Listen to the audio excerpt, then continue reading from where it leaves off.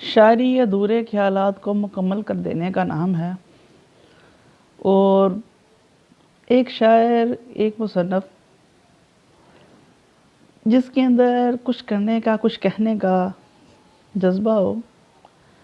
شاعر ہمیشہ ایک مجسمے کو آپ کے سامنے لاتا ہے کسی پیکر کی شکل میں، اور ایک شاعر کو تب تک سکون نہیں مل سکتا جب تک وہ اپنے پیچیدہ یا انسلے خیالات کو کسی پیکر کی شکل میں نہ ڈھال دے.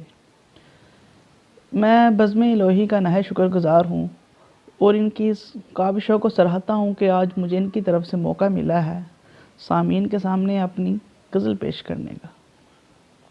تمہاری یادوں سے دل بہلاتے رہنا، اندھیرے میں کھڑے ہاتھ ہلاتے رہنا، ہے یہ انتظاری کا عالم کہ اب کے ہر راہ پہ چلتے چلتے دیے جلاتے رہنا.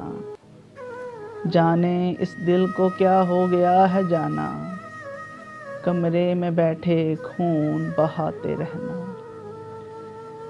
ہے یہ مدہوشی کا عالم اب کے الوہی، ہر راہ گزر کو غور سے دیکھتے رہنا. ہے شکایت احباب کو تم سے، ہے شکایت احباب کو تم سے، اس دلربا بھی دل کی چاہ کرتے رہنا.